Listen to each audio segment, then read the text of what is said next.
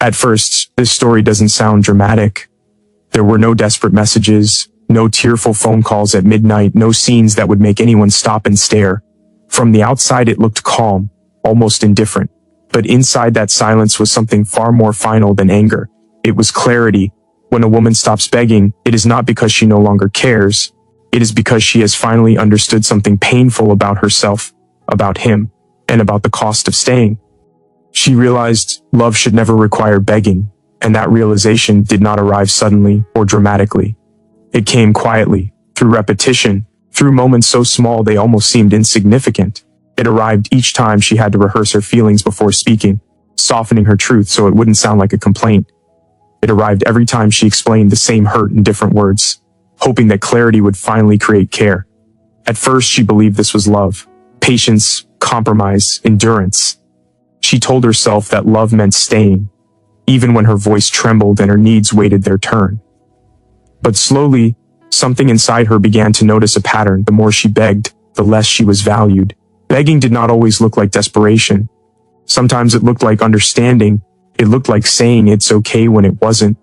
It looked like lowering expectations and calling it maturity. It looked like giving someone the benefit of the doubt long after doubt had become certainty. Psychologically, this is how self-abandonment often disguises itself as loyalty. She wasn't weak, she was hopeful. She believed that if she loved better, explained better, waited longer, she would finally be met in the same emotional space. But love that must be pleaded for slowly rewires the soul. It teaches a person that connection is earned through suffering, that affection must be negotiated, that presence is conditional.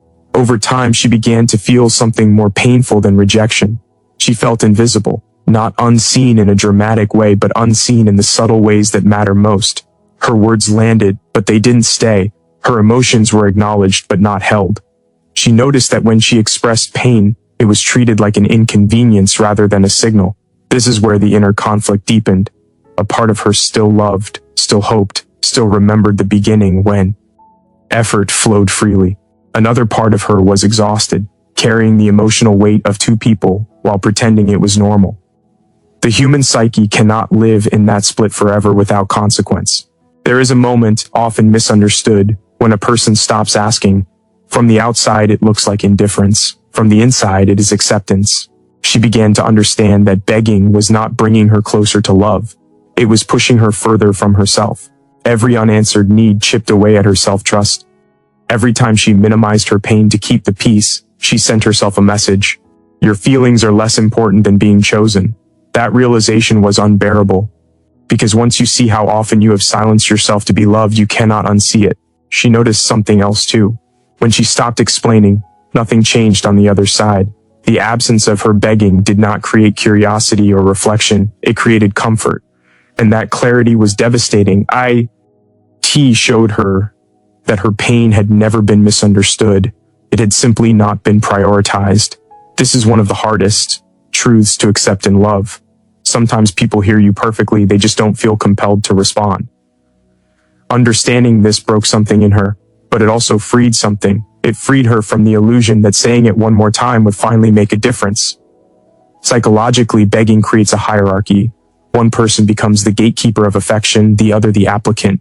She finally saw how unbalanced that dynamic had become. Love cannot survive where dignity is constantly negotiated. Intimacy requires mutual willingness, not emotional persuasion.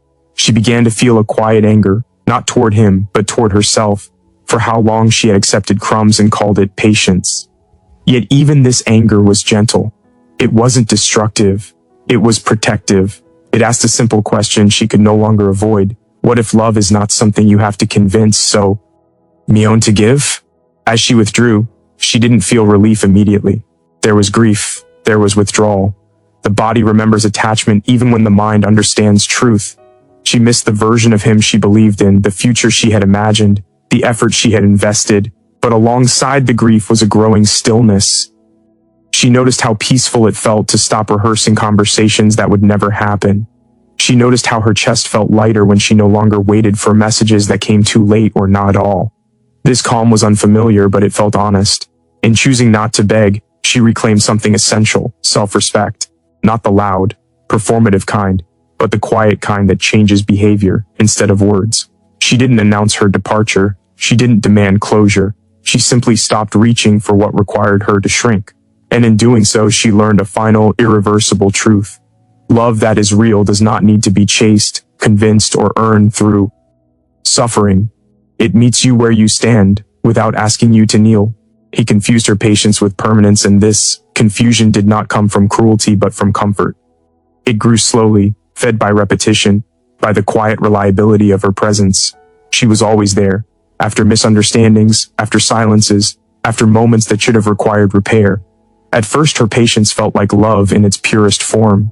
She believed that staying was proof of depth, that endurance meant commitment. She gave time where clarity was absent, and empathy where effort was delayed. What she did not realize then was that patience, when unreciprocated, begins to change its meaning. Patience can be a gift, but it can also become a hiding place.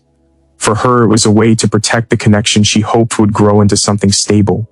She waited for emotional maturity to arrive, for consistency to replace confusion, for actions to catch up with promises. Each time she chose understanding over comfort.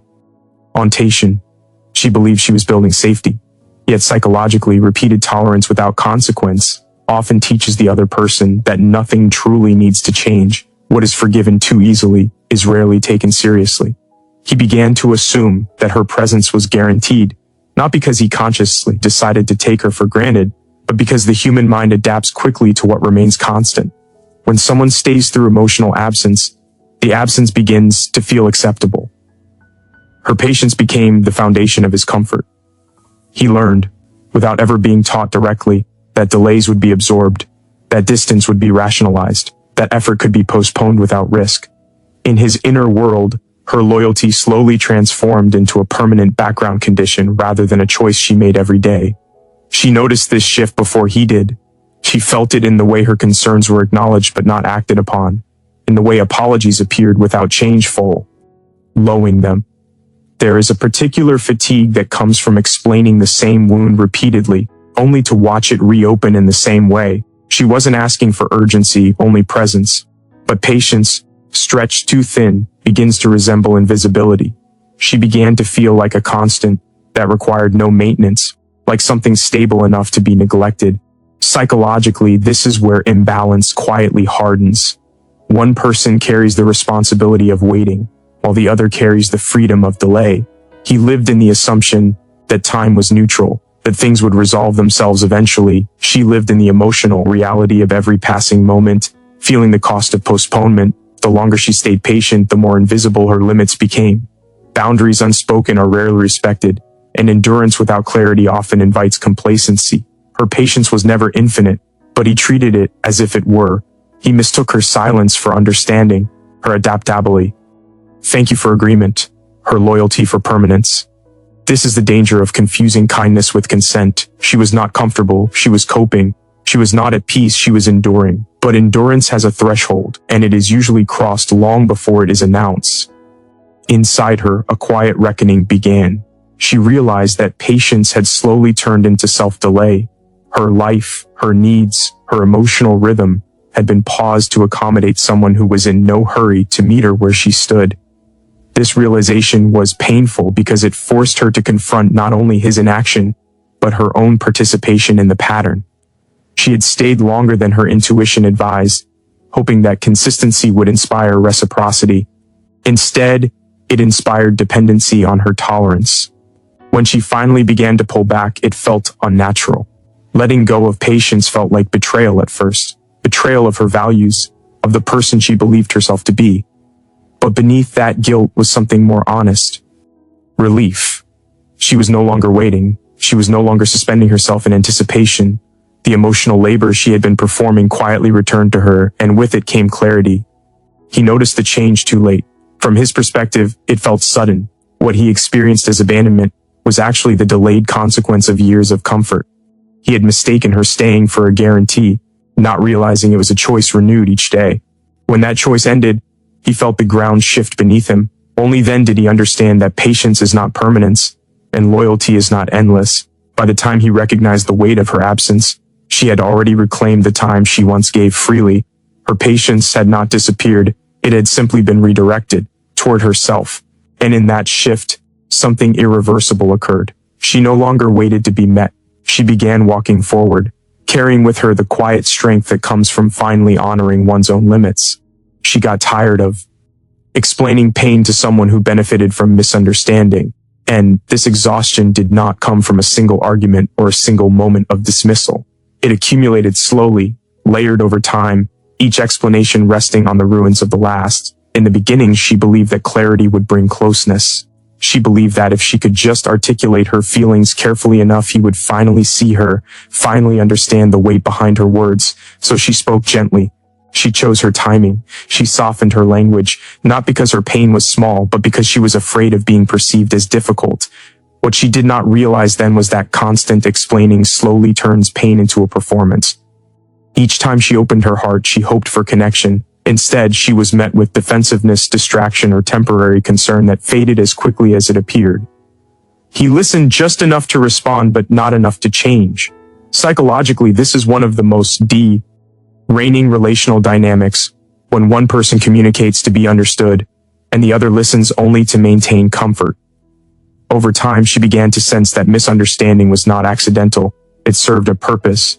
If he truly understood, he would have to act, and action would require discomfort, effort, and accountability. She noticed patterns that were hard to unsee. When she expressed pain, it was reframed as sensitivity. When she asked for consistency, it was labeled pressure.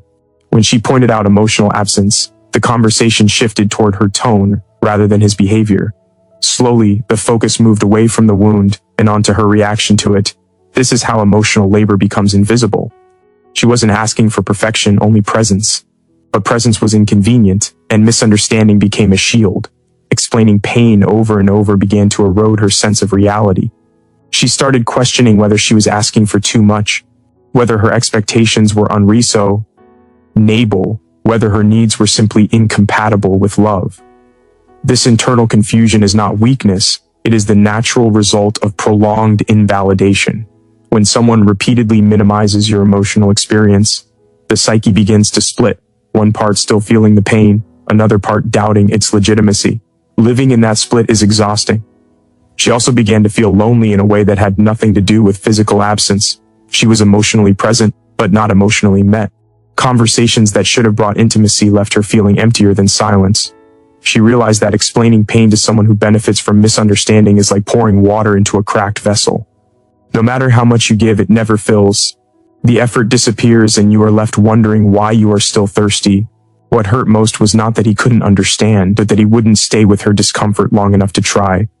True understanding requires vulnerability, and vulnerability, thank you, disrupts the illusion of being right. By misunderstanding her pain, he preserved his image of himself. He could remain the good person who meant well, without having to confront the consequences of his inaction. She slowly saw that her suffering was the price paid for his emotional convenience. There comes a moment when explaining stops feeling hopeful and starts feeling humiliating. For her, that moment arrived quietly. She heard herself repeating the same words, using the same examples, adjusting her tone yet again. And suddenly she felt tired in a deeper way, not physically, but existentially. She realized that she was fighting to be understood by someone who was invested in not understanding her. This realization was devastating, but it was also clarifying. When she stopped explaining, the silence was not cold, it was clean. For the first time, her energy was not leaking into conversations that went nowhere. She noticed how much of herself she had been giving away just to maintain the illusion of connection. Without the constant explaining, her emotions began to settle. The chaos inside her quieted, not because the pain dissipated, but because it was no longer being debated. He interpreted her silence as withdrawal, but it was actually resolution. She had reached the limit of self-abandonment she was willing to tolerate. Explaining pain to the wrong person had taught her a profound lesson. Understanding is not created through repetition, it is revealed through response. When someone truly cares, they don't need to be convinced of your pain. They recognize it, not because you argue well, but because they are present. In stepping back, she reclaimed something essential, her trust in her own experience. She no longer needed validation from someone who had repeatedly failed to offer it. Her pain was real whether or not it was acknowledged. And in honoring that truth, she found a strength that did not depend on being understood by someone unwilling to see. Her silence was not manipulation, it was a decision, And that decision was not made in anger or spite. It was made after long nights of emotional accounting. After weighing every word she had already spoken, and every moment she had already explained. Silence arrived not as a weapon, but as a boundary. For a long time, her voice had carried the relationship. She initiated the conversations, repaired the misunderstandings, softened the conflicts, and waited for change to follow understanding. When silence finally came, it did not arrive suddenly. It arrived when words had lost their power. Silence is often misunderstood because it looks passive from the outside. But psychologically, there is a vast difference between withholding communication to control someone and withdrawing communication to protect oneself. Her silence belonged to the second kind. She had learned, through repetition, that speaking did not bring closeness, only temporary relief followed by familiar patterns. Each conversation ended with promises that dissolved into habit. Over time, she began to notice that her effort was the only consistent element in the connection. That realization changed something fundamental within her. She remembered all the times she had tried to express herself clearly. She had chosen honesty over comfort, vulnerability over avoidance. She had said what hurt, what she needed, what she feared losing. Yet the outcome remained the same. When words are met with defensiveness or delay, they begin to feel unsafe. The psyche learns to conserve energy. Silence, in this sense, is not absence. It is an adaptation. It is the nervous system choosing rest over repeated injury. There was also a subtle dignity in her silence. She realized that continuing to explain would require her to reduce herself further. Each new attempt demanded that she make her pain more palatable, less disruptive, more reasonable. She was shrinking in order to be heard. At some point, she understood that no amount of articulation could create willingness where none existed. Her silence marked the moment she stopped auditioning for empathy. Emotionally, this scion was heavy. Silence meant letting go of the hope that one more conversation would finally change things. It meant releasing the fantasy of being met halfway after all the explaining. Hope is difficult to surrender because it has been carrying the future on its back, but false hope is more damaging than loss. She chose silence not because she no longer cared, but because she cared enough about herself to stop enduring the same wound. Her silence also exposed something important. Without her constant emotional labor, the relationship's imbalance became visible. The absence of her voice revealed how much she had been holding together. What once looked like mutual understanding now revealed itself as dependency on her effort. Silence stripped away the illusion. It showed that connection, sustained by one person's constant explaining, is not connection at all but maintenance. From the outside, it may have looked like she withdrew suddenly. Inside, she had been withdrawing in pieces for a long time. Each unmet need, each dismissed feeling, each delayed response had already loosened her attachment. Silence was simply the final alignment between her inner reality and her outward behavior. This alignment brought an unfamiliar calm, not happiness but coherence. Her actions finally matched her truth. Silence gave her space to hear herself again. Without the noise of justification and defense, her intuition grew louder. She noticed how much clarity emerges when one stops negotiating their pain. She noticed how peace often follows the decision to stop participating in what diminishes you. Silence did not erase her emotions. It allowed them to settle into something stable and self-respecting. Those who benefit from misunderstanding often interpret silence as cruelty. But her silence was not meant to punish. It was meant to end a cycle. She had learned that explaining is only useful when there is willingness to listen beyond comfort. When that willingness is absent, silence becomes the most honest response.